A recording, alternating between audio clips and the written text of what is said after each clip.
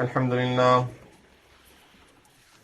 لله الذي هدى والصلاة والسلام على عباده الذين اصطفى خصوصا على سيد الرسل وخاتم الأنبياء وعلى آله وأصحابه الذين اجتبى أما بعد فأعوذ بالله من الشيطان الرجيم بسم الله الرحمن الرحيم يا أيها النبي إنا أرسلناك شاهدا ومبشرا ونذيرا وداعيا إلى الله بإذنه وسراجا منيرا وبشر المؤمنين بأن لهم من الله فضلا كبيرا ولا تطع الكافرين والمنافقين ودع أذاهم وتوكل على الله وكفى بالله وكيلا صدق الله العظيم. Today in Eid we were talking about Rasulullah sallallahu alayhi wasallam and how he sallallahu alayhi wasallam brought peace for the world and taught us, the ummah, how to live in peace and with peace. We talked about the characteristics of Rasulullah sallallahu alayhi wasallam and how amazingly he brought the change in the world in such a way that we cannot even imagine. And it's a challenge for the world that with all of our efforts, if we can bring the change that Rasulullah sallallahu alayhi wasallam brought it within 2 decades. I would just like to continue with the same thing, mentioning few more points about it. Rasulullah sallallahu alayhi wasallam, when he conquered Makkah Mukarramah,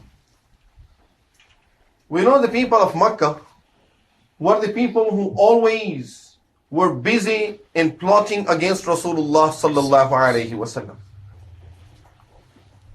They were always busy planning against Islam and the Muslims. Those were the people who tortured Rasulullah sallallahu alayhi wasallam so much that Rasulullah sallallahu alayhi wasallam many of the times was seen bleeding throughout his body. And they tortured his companions, and we know what type of torture Sahaba ridwanullahi alayhim ajma'in went through.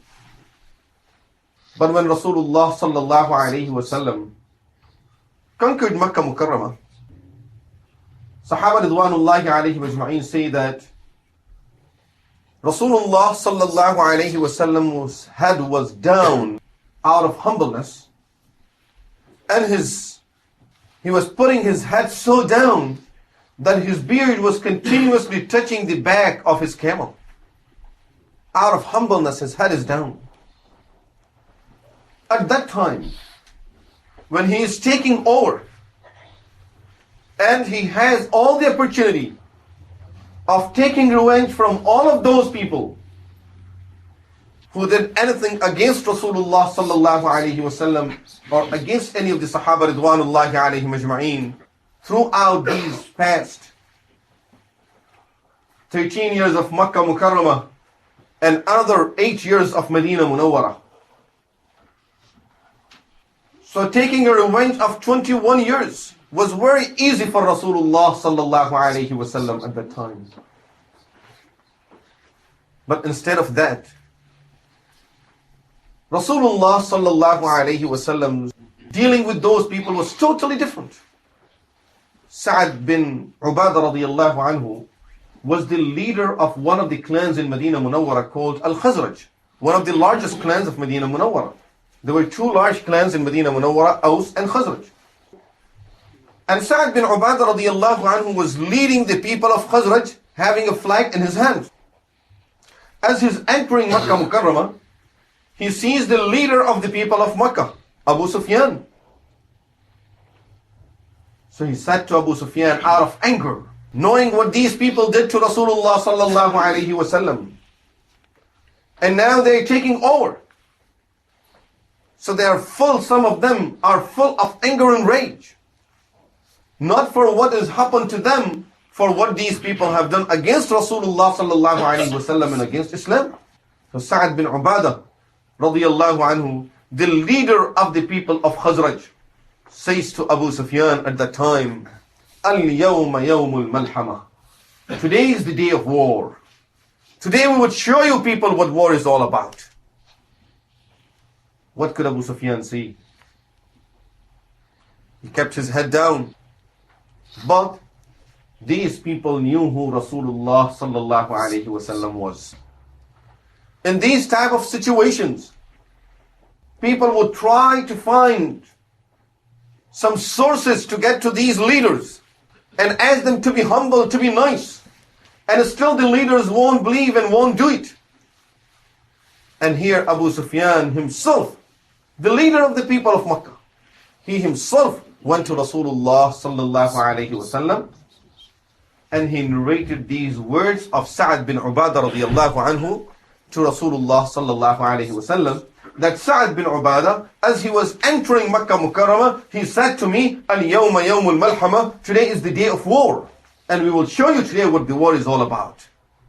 Rasulullah sallallahu alayhi wasallam said, no, Sa'ad said it wrong. Al-yawma yawmul marhama. He changed the lam with the ra, which means marhama, which means today is the day of rahmah, of mercy and of peace.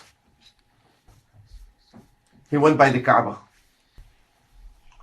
And as he gathered all the leaders of Quraysh, he asked them, what do you think I would do to you people now? They said, you are our brother, and the older people are saying you are like our nephew. And we haven't seen a better person than you, so we expect that you would only do something good. Rasulullah sallallahu alayhi wasallam said, اذهبوا فأنتم الطلقاء. Go, today I'm letting all of you people go.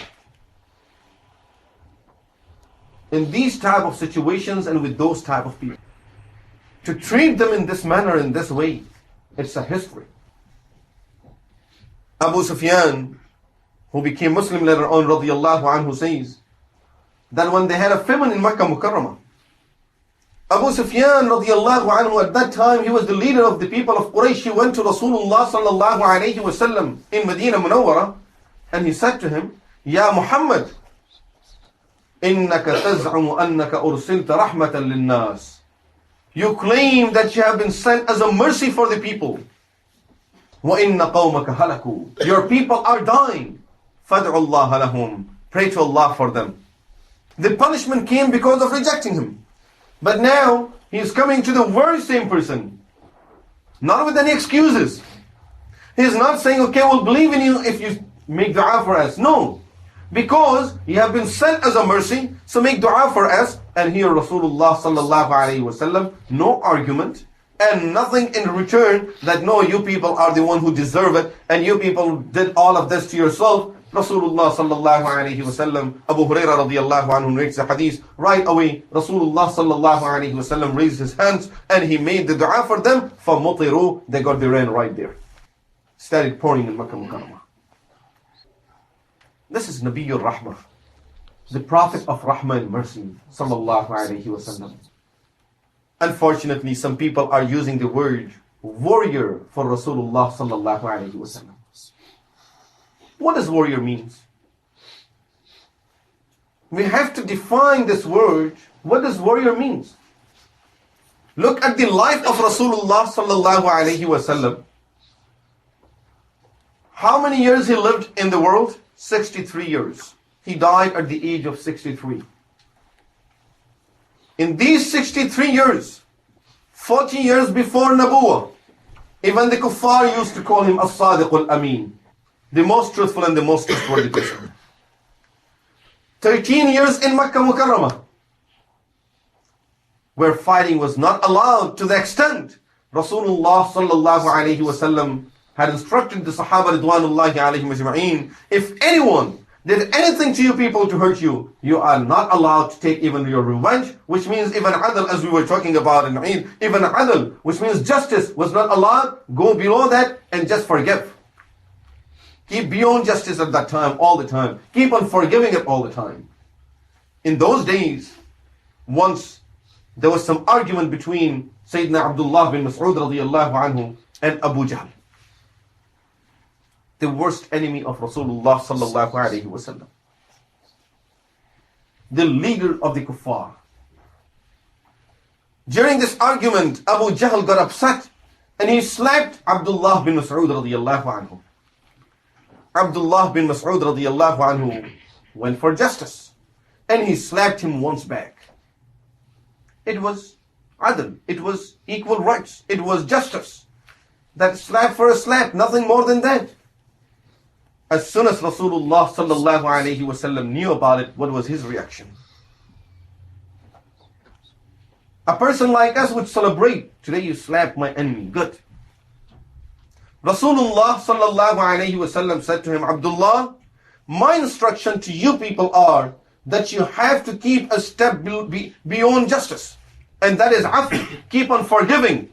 And since you disobeyed me in that regard, although you hit the enemy of Allah, but you deserve the punishment because you were supposed to practice afu, forgiving, not equal rights. And you were not supposed to go for that. So now, as a punishment to you, Abdullah, you have to leave Makkah Mukarramah. Subhanallah. Ya Rasulullah, hit your enemy. He was talking against you. He was talking against Allah. He was talking against Deen. No, you are not allowed. Our morals were supposed to be higher than that, oh Abdullah. This is why I told you people, don't go for justice now. Always keep on forgiving. And since you took your revenge, you have to leave Makkah Mukarramah. For 3 days, don't come back to Makkah Mukarramah. Expel him out of Makkah Mukarramah for 3 days. As a punishment for slapping Abu Jahl back for a slap. So, we were saying that when Rasulullah and these people called Rasulullah sallallahu alaihi wasallam a warrior, 40 years before Nabuwah, he's not involved in any of these things. 13 years in Makkah Mukarramah, they're getting beat up, tortured from all the sides, from everywhere. And the instructions are, keep on forgiving. Don't even take revenge. And now Rasulullah sallallahu alayhi wasallam at the time of immigration is 53 years old. The first battle that took place in the history of Islam was the Battle of Badr. And that was in the year 2 of Hijrah, the second year of Hijrah. That leaves only 8 years of Rasulullah sallallahu alayhi wasallam's life. Out of 63 years, all the battles that took place in his life were only the last 8 years. And I'm not going to go into those details of why these wars took place. You will be surprised to go back to the history to find most of them were defensive. Some of them were to stop those people from coming into Medina and attacking people in Medina Munawwara. But anyway, look at the results of it. With all the battles that took place during the life of Rasulullah sallallahu alaihi wasallam, whether he himself was there or he was not. As I said, only the last 8 years of his life. But even what was the result of these battles that took place in the last 8 years of his life? If we want to call him a warrior, because we have to define that word, what does it mean? The result of those were, we will be surprised. And if I asked a question, we may not even believe the answer once we hear it. How many people, what was the total number of people killed as a result of wars during the life of Rasulullah sallallahu alaihi wasallam? What was that total number?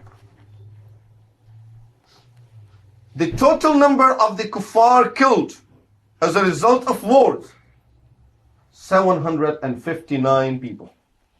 759 of the kuffar. And the total number of Muslims, Sahaba Ridwanullahi alayhim ajma'in shuhada, 359. That brings the total to 1018 throughout the life of Rasulullah sallallahu alaihi wasallam. 1018 people dying as a result of wars throughout the life of Rasulullah sallallahu alaihi wasallam. Compare it. First World War, 8.5 million people.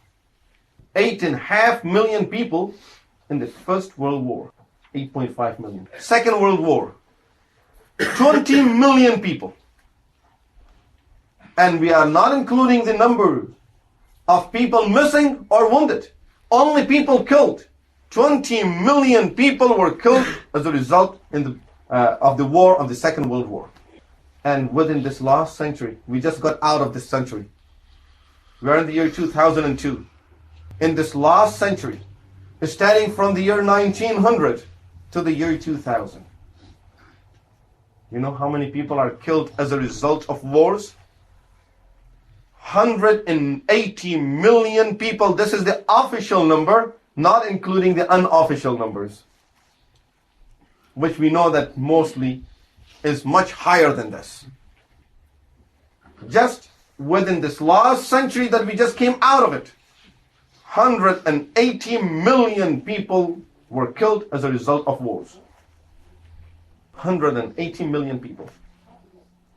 And we are calling a person who throughout his life, with all the wars of 63 years of his life, 1,018 people killed altogether, including murdered from his side and the ones killed from the other side. So we have to define the word warrior. What does it mean? And if it refers to these things, and if any person having war in 8 years of his life, then mashallah, we have a long list of people then. And if you look at the number of people killed, then there is no comparison. Then we have to find some new words to be added into dictionary. If 1018 will make a person warrior, then we have to add some more words in the dictionary to define those through whom, because of whom, we are having 180 million people getting killed in 100 years, in 1 century. So really, people are not realizing what are they talking about. And sometimes it might click to our mind that nowadays we have weapons of mass destruction, and this is why we are having so many people killed at once. Of course, that doesn't give us any excuse for killing the civilians, killing the innocent people. But anyway, if we just take that, then we have to find some other examples to satisfy these people that there are people that you trust. There are people that you always take their names. There are people that you say that you respect and you think that you follow. They have done much more than this. Open the Bible. You will be amazed. And I will give you only one example. There is a book in Bible called Numbers. Chapter 31 is all about one battle, not about wars. Just one battle that took place, according to them, during the time of Moses, not Musa alayhi salatu wassalam. Don't mix the two people up. Our Musa alayhi salam in our Quran is different than the Moses over there. We don't want to blame Musa alayhi salatu wassalam for these things. That's Moses that they talk about. According to the Bible, according to this Numbers, chapter 31, read it. You would find Moses is telling them, God ordered me to take revenge for the children of Israel from a nation, Midianites. Who are Midianites? The town that supported Moses the time when he left Egypt. He killed a person and he left Egypt. Those were the people who helped him at that time, but now he has to take revenge from those people.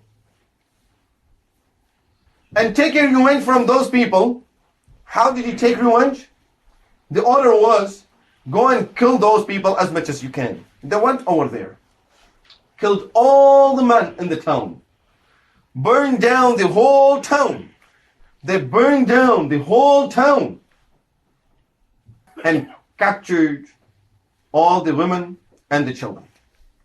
When they came back with these captives of war, Moses saw these people and he got upset. Why was he upset for? We'll pause here for a minute. Look at the word upset. Highlight it in your mind. We'll come back to Rasulullah sallallahu alayhi wa sallam now. Once Rasulullah sallallahu alayhi wa sallam, after one of the battles was over, he saw a woman that was laying dead in the battlefield. Out of 1,018 people, total number of people that is killed during the time of Rasulullah sallallahu alayhi wa sallam in the battlefields as a result of war, only one woman. Only one woman. 117 men, 1,017 men, one woman. When he saw the body of that woman, open Sahih al-Bukhari, open Sunan Abu Dawood, open all the books of Ahadith, you will find Rasulullah sallallahu alayhi wa sallam, when he saw the body of that woman, he asked the Sahaba Ridwanullahi alayhim ajma'in, who killed her? And they started looking for the person. Meanwhile, Rasulullah sallallahu alayhi wa sallam gave the instruction, never again raise your hand on a woman. You are not allowed to kill a woman anymore. Don't kill no children, no woman, and any person that is sitting in his place of worship, whether that be a synagogue or it may be a church. If a person is sitting in there in his place of worship and he's worshiping whatever he's worshiping, you are not allowed to harm that person. Right away he issued these instructions. According to the Bible now, Moses is upset. Why is he upset for? Why did you people capture all of these people without hurting them? So now the orders are, kill all the children. And as far as the adult women, look for the virgin ones and keep them for your use and kill the rest of them. This is in the Bible. With all the changes that exist nowadays, this is how it is in there. How many people did they kill? It does not specify the number. I did not want to read the whole thing before I come to any conclusions. But at least it says, just the virgin girls that they saved for their use. After killing all the men, all the women, all the children, just the virgin young girls that they were able to use. How many were there? 32,000 virgin girls that they saved for themselves. What does the word warrior means? We have to define the word. And then we'll see where does it fit. And therefore I mentioned earlier that we are not talking about Sayyidina Musa alayhi salatu wassalam. We are talking about that Moses that the Bible is talking about. When Bible says that Jesus, not Sayyidina Isa alayhi salatu wassalam, Jesus said to people, if you think I came for a peace, I say, no, you are wrong. I came for a sword. This is in the Bible. It also says over there that according to them, Jesus said, if anyone has no sword, if there is a person who has no sword, let him sell his garment to buy one. Let him sell his garment to buy a sword. Because I did not come for peace, I came for division. The word division is used over there. I came for division. But again, I would remind, not Isa alayhi salatu wassalam. It's Jesus of the Bible that saved these things. But the point is, when these type of words are used, then we have to define the words and see where they fit.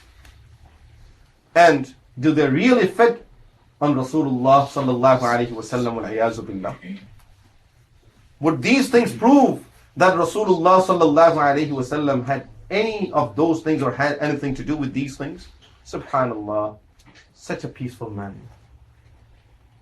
Such a peace-loving person that when Rasulullah sallallahu alayhi wa sallam is approached by a Jew who had given something to Rasulullah sallallahu alayhi wa sallam, he had given some food to Rasulullah sallallahu alaihi wasallam as a loan for 1 month. After 28 days, this person came. Rasulullah sallallahu alaihi wasallam was sitting in the masjid, in the group of Sahaba Ridwanullahi alayhim ajma'in. And we know how much they respected Rasulullah sallallahu alaihi wasallam. They would not even allow his hair or his saliva to fall on the ground. There's how much respect they had for Rasulullah sallallahu alaihi wasallam. And the hadith is Sahih al-Bukhari. That person came to Rasulullah sallallahu alaihi wasallam. He grabbed Rasulullah sallallahu alaihi wasallam with his clothes and he said, "Ya Muhammad, give me my money back today." He said, "The month is not over yet. We have few more days for the month to be over. I'll give it to you before the month ends." He said, "No, I know you people always use excuses. You people never like to pay us for it. You just take it from us and you don't pay us back for it." Umar radiallahu anhu got so upset. He said, "Ya Rasulullah, allow me to just take care of him." Rasulullah sallallahu alayhi wasallam said, "No, Ya Umar. What you are supposed to do is, you should have asked him to ask me in a gentle way and ask me to pay it back in a nice way. Ya Umar, that should have been your responsibility. Not scaring this person. Yes, I took it from him as a loan. He's asking back. وَإِنَّ لِصَاحِبِ الْحَقِّ مَقَالًا." This was the word of Rasulullah sallallahu alaihi wasallam. The person who has a right, he can say a few words. So he's saying those few words. As soon as that Jew heard these statements of Rasulullah sallallahu alaihi wasallam, right away he took the shahada and he uttered the kalima, "Ashhadu an la ilaha illallah wa ashhadu anna Muhammadan abduhu wa rasuluh." This is Rasulullah sallallahu alaihi wasallam. This is the Prophet of Allah. And before I end, I would just like to remind of two. As the month of Ramadan is over, we don't want to give up with our ibadahs, with our fastings. 6 days of the month of Shawwal. Rasulullah sallallahu alaihi wasallam said in a hadith, a person who fasts during the month of Ramadan, then he would fast 6 days of Shawwal, كَانَ كَصَوْمِ الدَّهْرِ. It will be like fasting the whole year. Because al-hasanatu bi'ashri amthaliha. Each deed is rewarded 10 times. So 30 days of Ramadan, 6 days after Ramadan, that's 36 days. Multiplied by 10, 360 days of the year. Lunar calendar. So Rasulullah sallallahu alaihi wasallam is telling us that fast 6 days in the month of Shawwal. No restrictions which of those days, or they don't even have to be continuous. Any of these 6 days of the month of Shawwal. Second thing, Rasulullah sallallahu alaihi wasallam had a habit of fasting many days of the year, but if we, at least for ourselves, if we can afford, it will be nice that we just specify 3 days of the month that we fast every month. 13th, 14th, and the 15th of the month. That is the minimum amount that we can find in the hadith. Rasulullah sallallahu alaihi wasallam would be fasting every month. So we are not going by week. If we go by month, so at least 3 days every month. And these 3 days will simply means, as another hadith of Rasulullah sallallahu alaihi wasallam tells us, al-hasanatu bi'ashri amthaliha. 3 days is just like fasting 30 days. Fasted 3 days of the month, like you got the reward of as if you have fasted the 30 days of the month. So inshallah, in this way we'll be able to keep connected with the fasting, and through fasting keep connected with Allah subhanahu wa ta'ala. And don't forget the Quran, the book of Allah. Try to finish one Quran a month, one just a day.